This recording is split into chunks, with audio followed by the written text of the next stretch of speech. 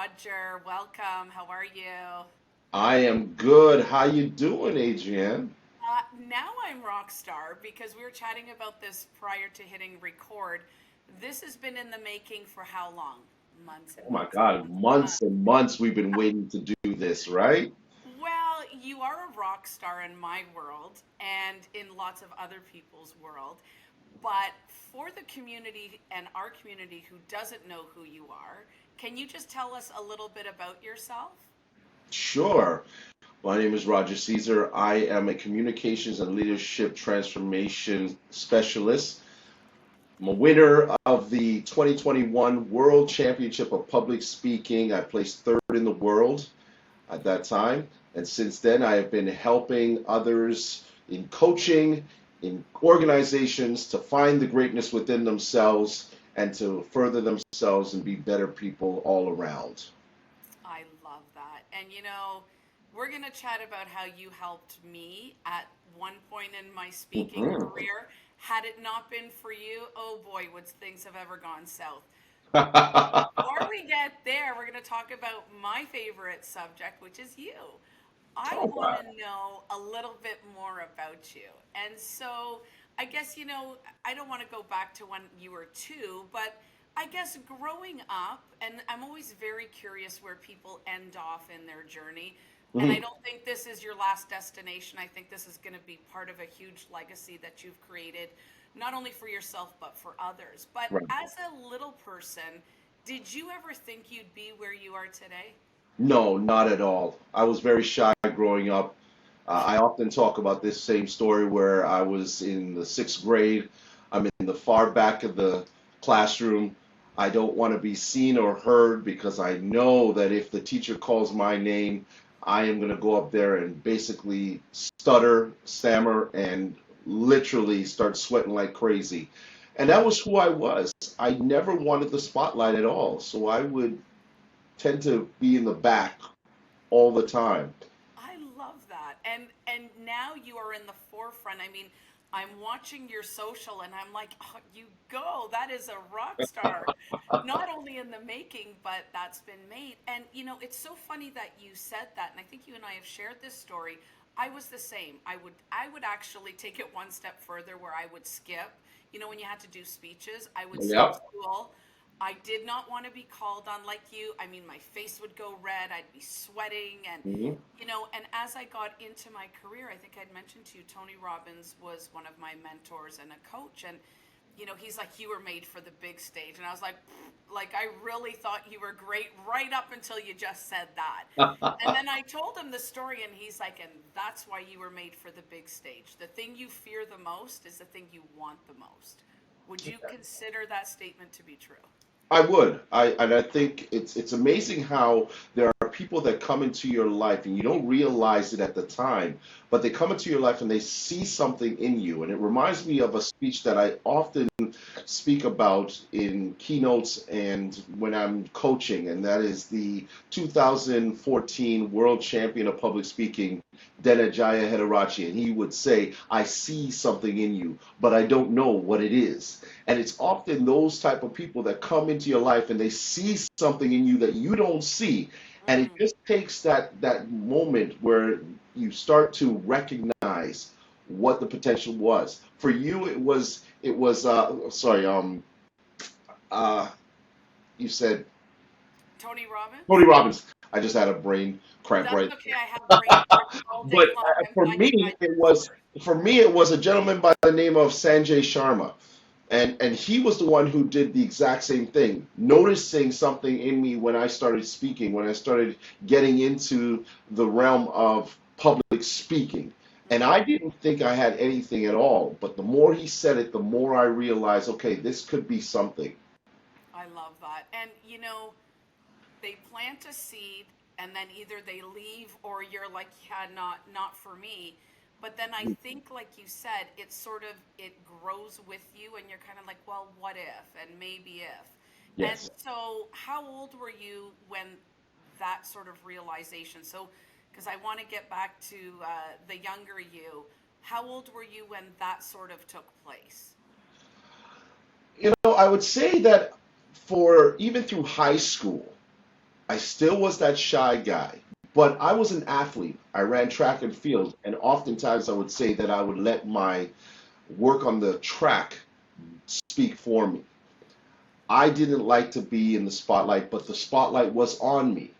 As a, As an athlete, yes, yes. as an athlete, you know, I was very good at it, and oftentimes that's where where I gained my notoriety, if you want to say. Mm. But I didn't start being the confident speaker until much later in my life. I was a model at one point. I did a lot of modeling, and that started to. Now I want photos. You know you can't put that stuff I out started there, doing some Roger. modeling at one point in my life, and that also gained some confidence, but the speaking came much later. So, what would you say much later would be? Was it 10 years ago, 15 years Yeah, ago? it was actually about 15 years ago.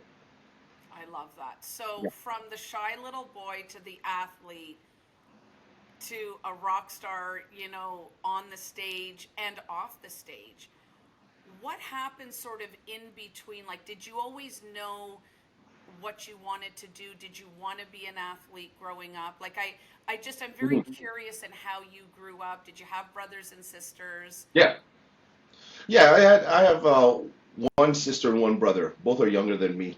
But my parents and even the family were all athletes, I love right? that. And so it was ingrained in us to become athletes, I would say. Watching our parents and our uncles and aunts, they were all very athletic. So it was only natural that we would gravitate to doing that. But, even in growing up, it was something where, for me, I wasn't the greatest student. And I could say that very Same. honestly. I was not the greatest student. I was B student at best. My sister would irritate me because she'd always come home with A's, and Yep.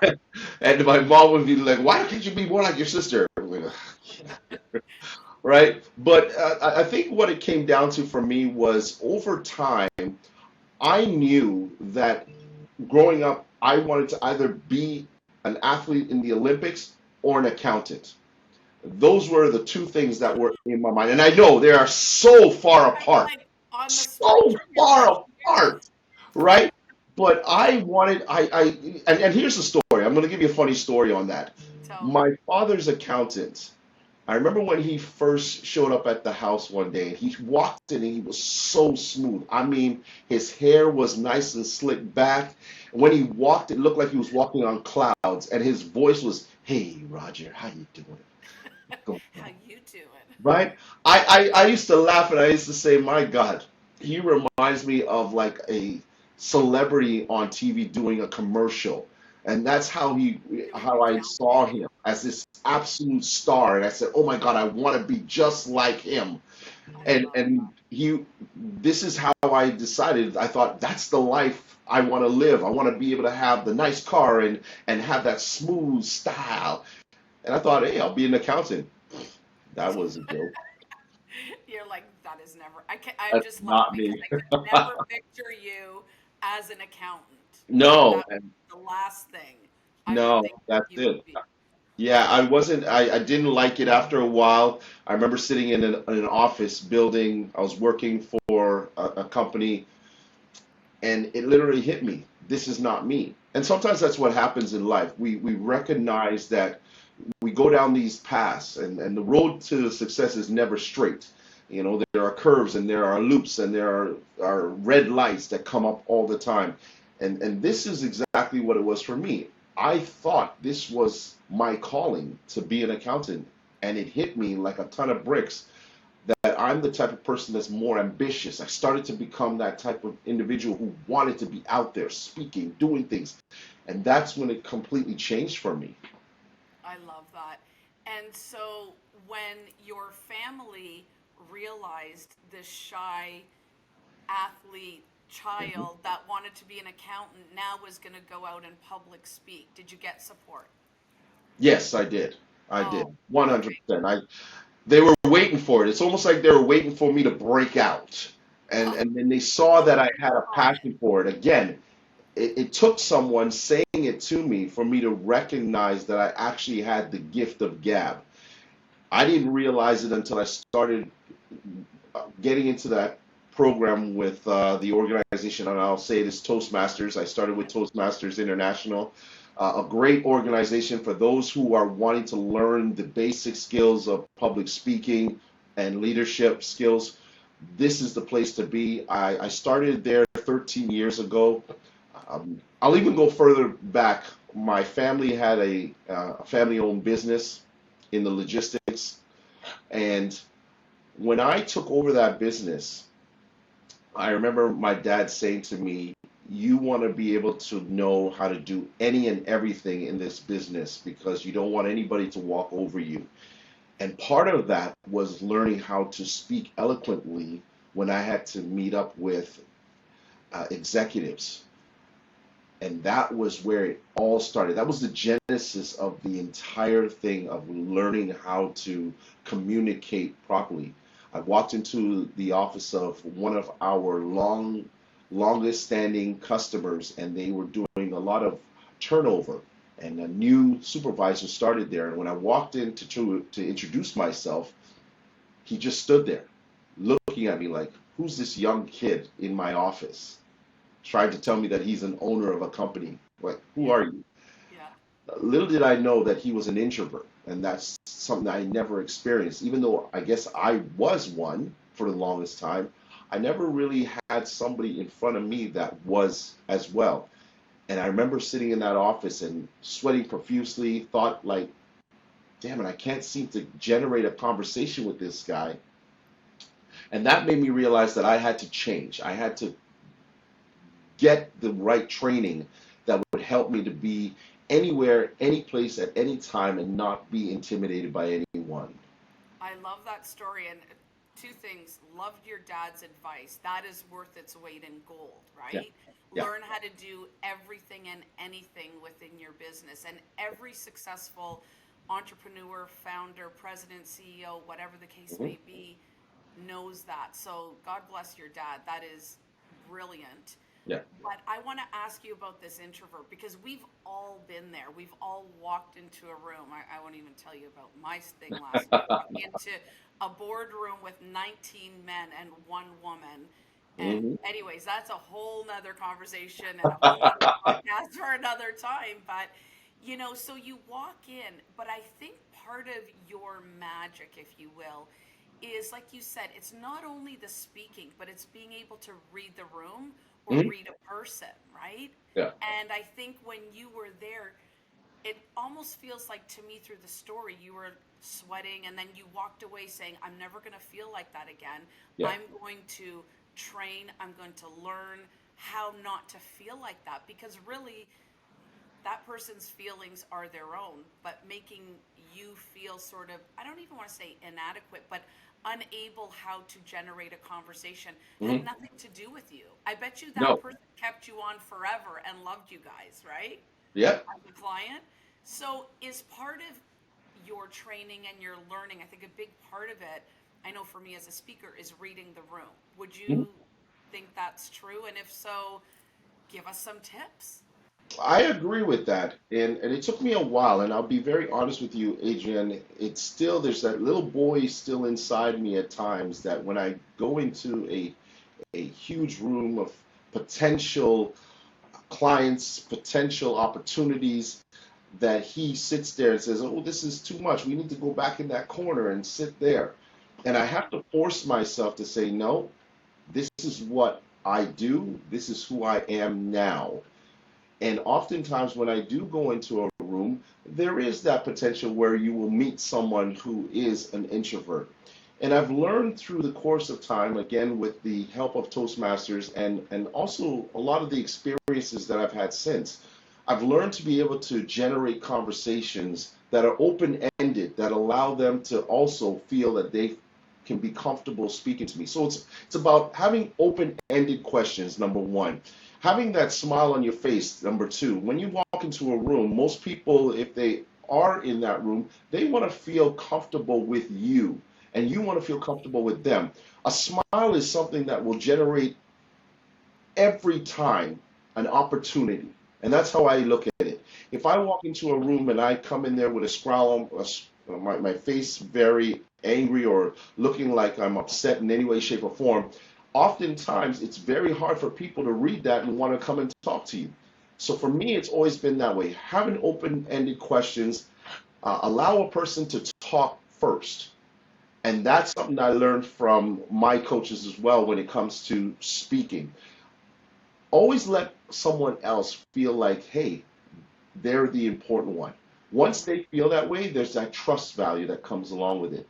Then you can start having a conversation with them about yourself. Before even getting into any of the sales pitches or anything like that that come with it, it's about building that trust. So when I go into a room, I'm often asking them what they do, who they are. They look good.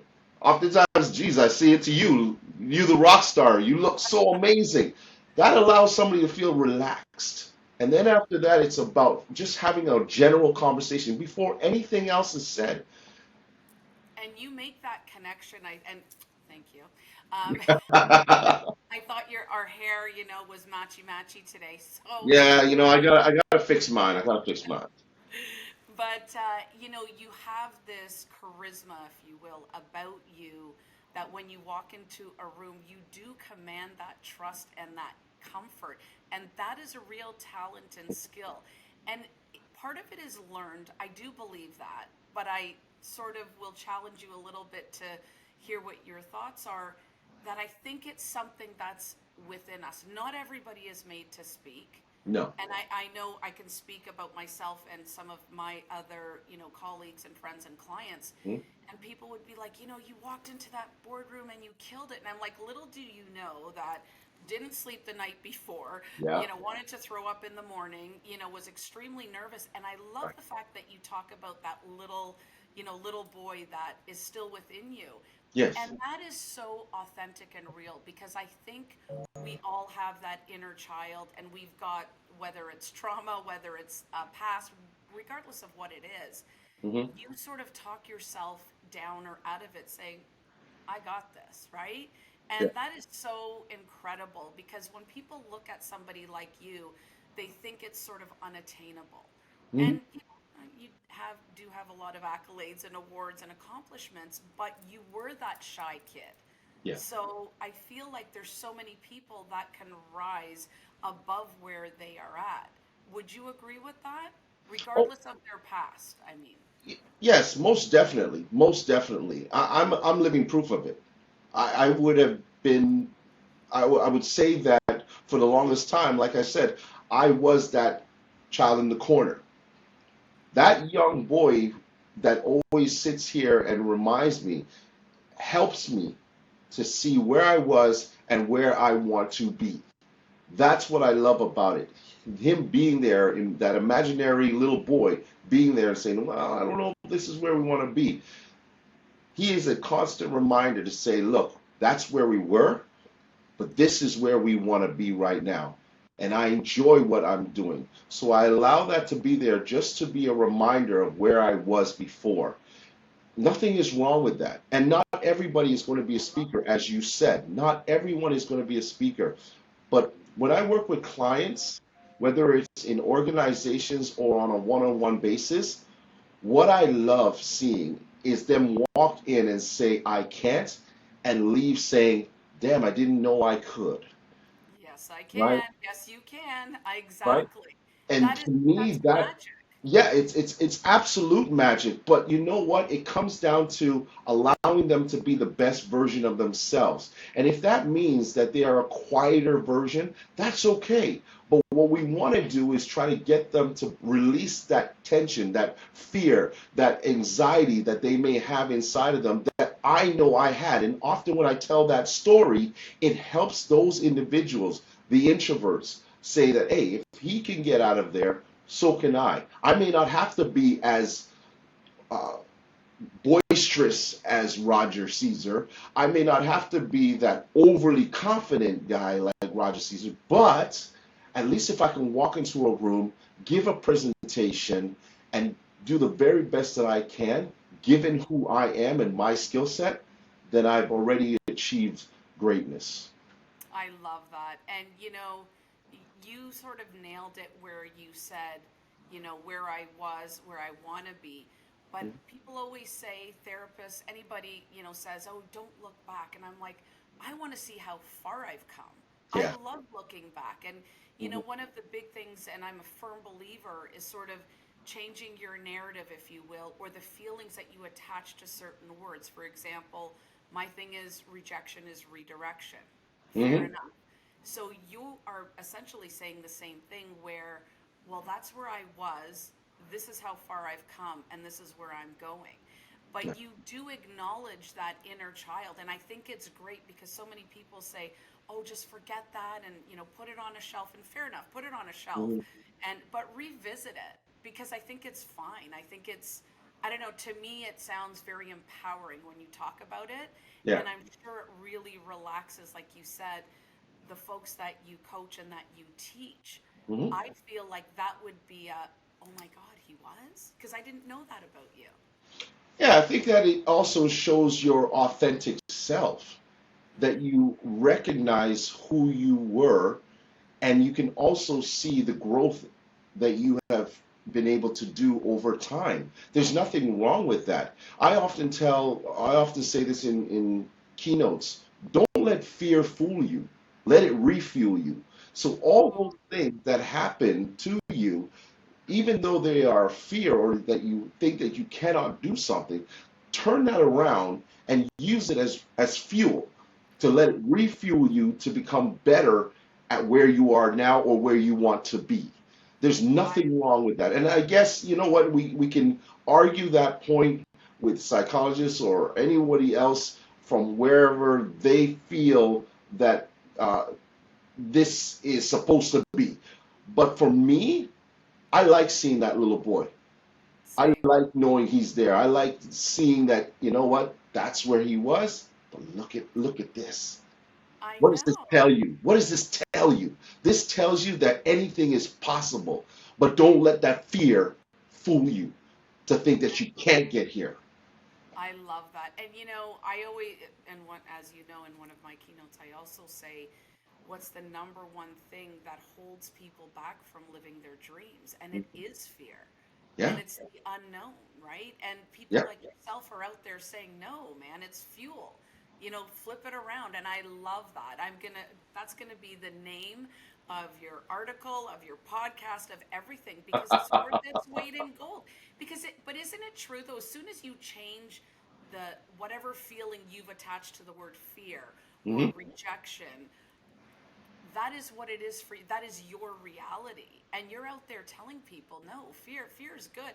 yeah. I laugh, people laugh. I'm like, got rejected today, awesome. Door slammed in your face, perfect. And they're all like, has she been drinking? No, But no, it's true. It's redirection. It's a new path. It that's means I'm right. doing something right. And door number 1 or 101 did not open. 102 will. I was That's it. chatting with somebody on another podcast. The gal that has Canva and started Canva, who I think she's either a multi-million or billionaire at this point, Wow. 102 times she was rejected, but she didn't give up. And I think your messaging is very similar. Same What? with Disney. Same with Disney. How many Yes. times did he get rejected? Yep. Steve Jobs. Like there's so many There's people. so many examples in history that show that being rejected or being told that you're not good enough.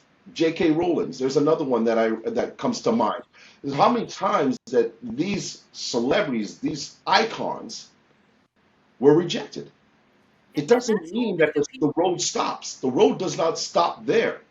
Yeah. That's just a matter of taking the car and putting on the indicator sign and making a left or making a right somewhere else and going in a different direction. Doesn't mean that it stops. But the doors, if you allow that to close and you stay in there, then Mm. that's on you.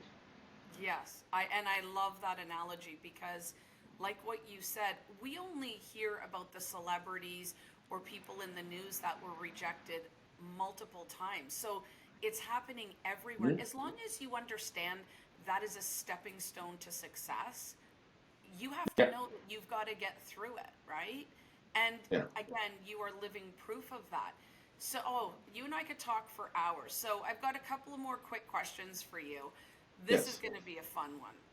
What do you want your legacy to be? You've already built this massive empire, and I know, if things were, just to stop today and you decided, okay, I'm packing everything in, you leave a huge legacy behind. But I know you, and I know you've got a whole bunch of other things up your sleeve.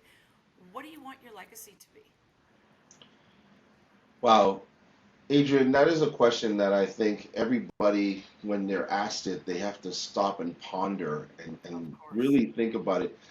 The greats would say, I want others to be able to say that I did something that was tremendous, that helped society, that helped others, whether they're athletes, whether they're in business, that it helped them to propel them to a different level. Mm. I would hope that people remember Roger Caesar as the person who always gave himself selflessly to help others, to uplift people, to give them an opportunity to have hope, to say that, you know what, if he can do it, I can do it. I would also hope that my legacy will say that, you know what, he was tenacious, he was dedicated, he never gave up. He always was the person that left the room last, who was always working hard at his craft, that made me and inspired me to do the same. That's who I hope people see in me. That he always made time for people, that he was the guy that had the smile on his face, that energized the room.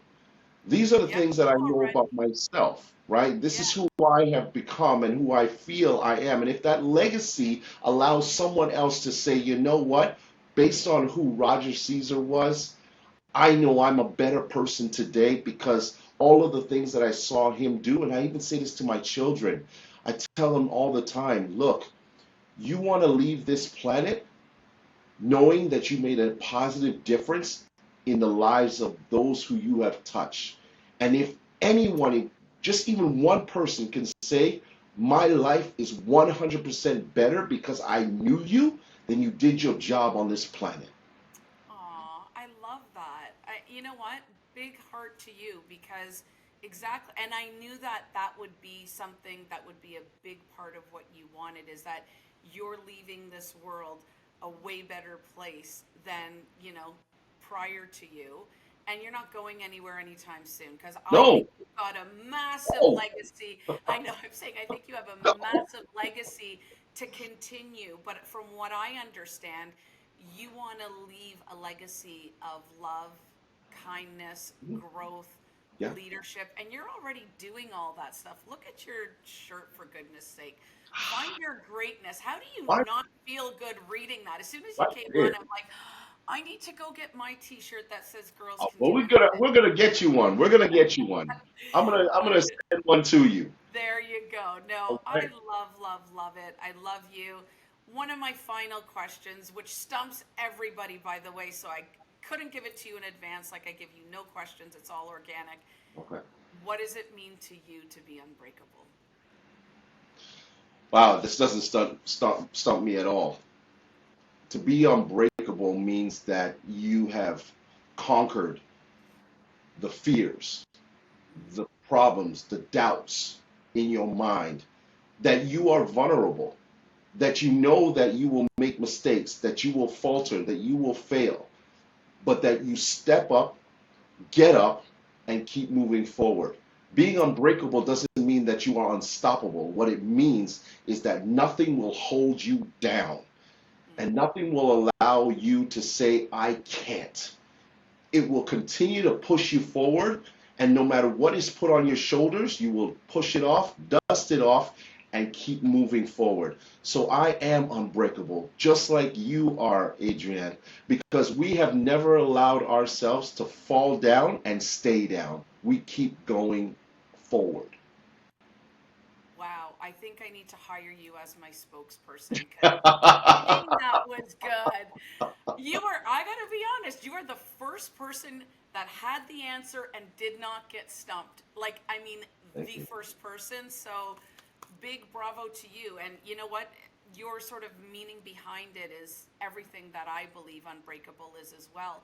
Mhm. But being unbreakable, you talk about movement, right? And so, movement doesn't mean you get, hit by a truck and, everything went south and you've got to zig even though you thought you were going to zag or pivot, Yeah. whatever. But you say and you talk about movement. And my thing is, even if it's snail's pace, movement is picking yourself up off the floor. That is movement, Yeah. right? So would you say it doesn't matter how fast you move or how quickly, as long as you're moving forward? It took me 34 years before I realized that I could be a speaker. If that doesn't tell you that it's not about moving fast, I don't know what will, right? I don't know what will. It's not about that. It's about continuing to move forward. Yeah. You may And step that's, back a couple times, you may falter a couple times, but you get up and you keep moving forward. Look, there's the story about the tortoise and the hare. Who won that race? The tortoise. It's not about always being the fastest there. Sometimes it's about who does it the best. And if that means taking your time to get there, take your time to get there. This is why I love working with organizations, big organizations, and working with their teams and team building and helping them to learn how to do things in a way that is profitable, helpful, and moving them forward. And same with one-on-one clients. This is what I love. But more importantly, Adrian, I love getting on stages and watching an audience out there and saying to them, you don't have to be here. There's so much more to you. So why don't you get up, put your hands in the air, smile, be happy, and see yourself going forward. I love that. Except I thought you were going to say put your hands in the air and wave like you just don't care. But see, even you're getting me go. I'm like, okay, are we going to All dance? right, all right. You want to go through like walls right now.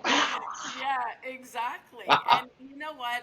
I love that. We need more Rogers out there. I know there's really only space in this world for one you, because you are honestly a gift. And I thank you so much for our friendship, Yeah, for and I love working everything. with you. I loved working with you. Me I think we too. bounced off of each other this a lot of that beautiful energy.